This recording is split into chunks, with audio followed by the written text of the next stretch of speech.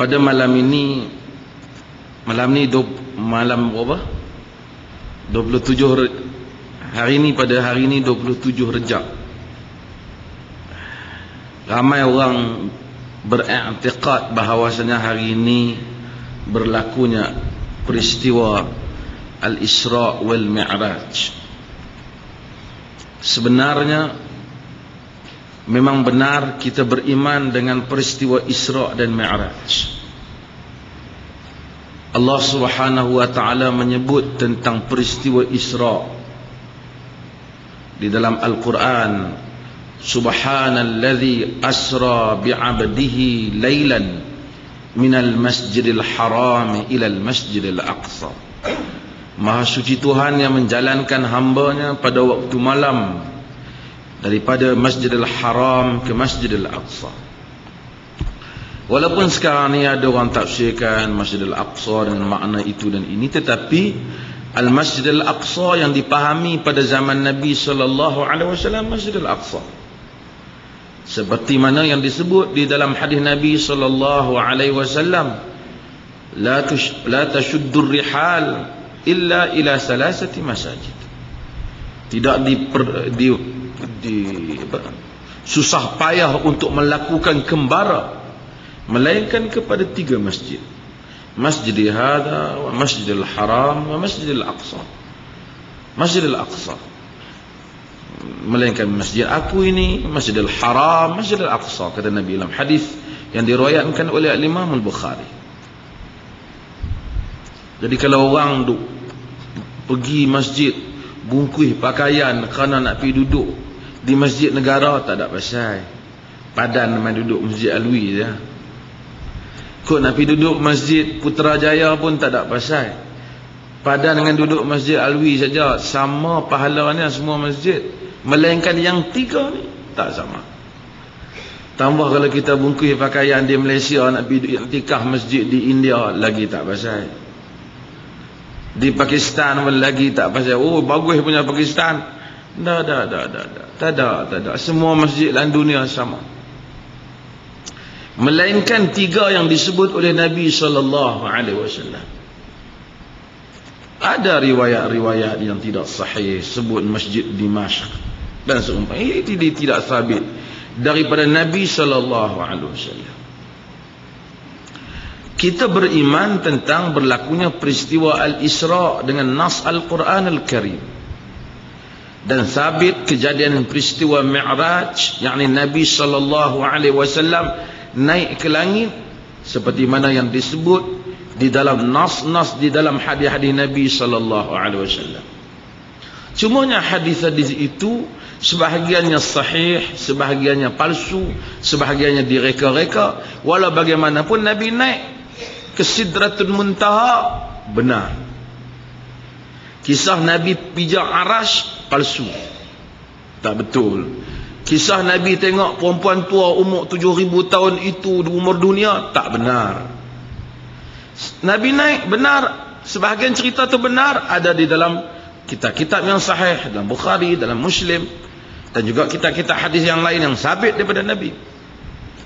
Namun beriktikad secara putus bahawa 27 Rejab lah berlakunya peristiwa Isra' dan Mi'raj, tidak ada dalil yang sahih.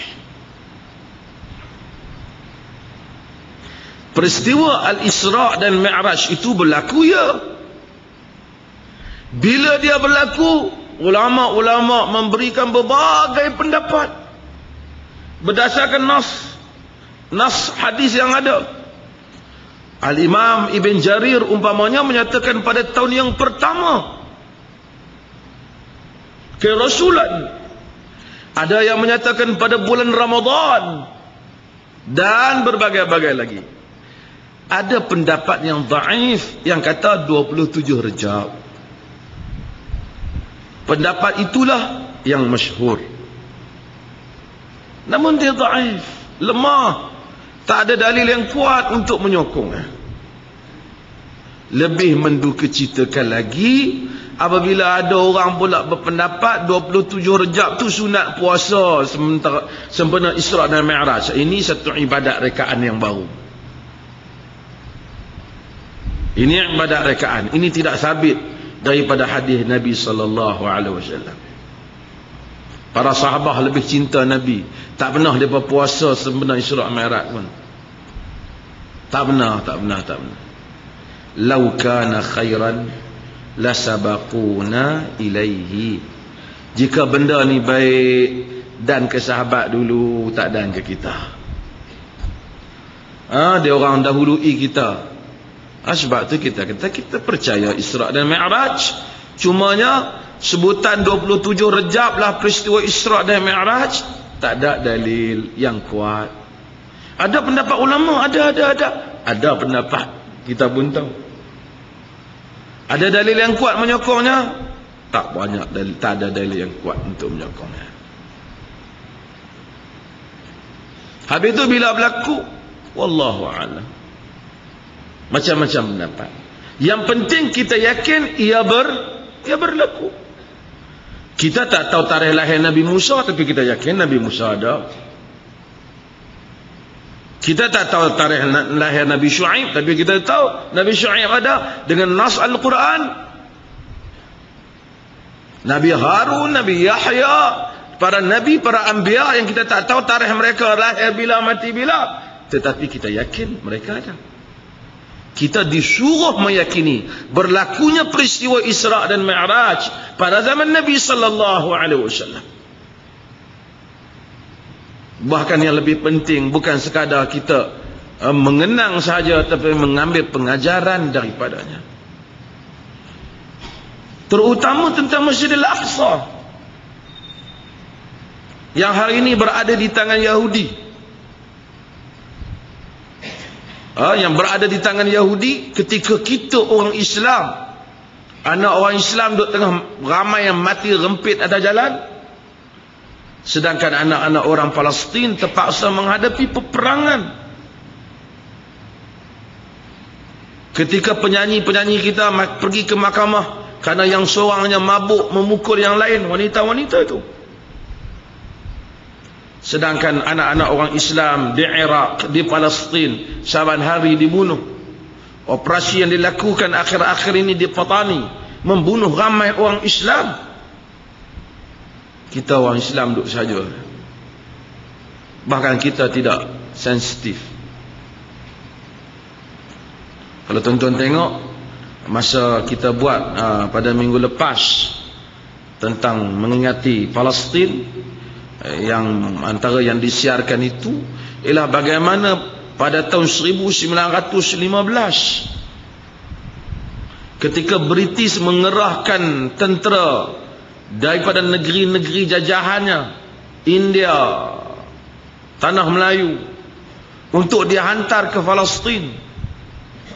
Lalu apabila Ustaz Nur Alam di Indonesia, di Singapura, mengingatkan kepada tentera-tentera yang terdiri daripada orang Islam yang bekerja dengan British, bahasanya kamu semua tak boleh pergi ke Palestin untuk berperang, untuk merampas Palestin, untuk diserahkan kepada orang-orang British, kerana Palestin ialah bumi Islam. Menyebabkan hampir 1,000 orang di kalangan tentera yang beragama Islam, India dan juga orang Melayu yang ketika itu sedang bertempat di Singapura, enggan menyertai British dan memberontak. Dalam peristiwa dahagi tahun 1915, akhirnya British meminta bantuan tentera Sultan Johor untuk membunuh orang-orang Islam yang enggan menyertai tentera British untuk berperang, untuk merampas Palestin. Itu Sultan Melayu. Ketika itu tidak pernah ada satu penanggungjawab dia terhadap bumi Islam. Oleh kerana British yang minta dan British yang memberikan habuan yang macam-macam, maka mereka ikut saja. Sehingga pada hari ini kita orang Islam tak pernah mengambil berat tentang bumi umat Islam. Sebab itu orang tak takut rampaslah bumi orang Islam manapun. Arab bersidang, entah berapa ribu kali bersidang, entah berapa puluh juta wang Arab untuk membayar hotel-hotel yang mana disewa untuk Arab bersidang.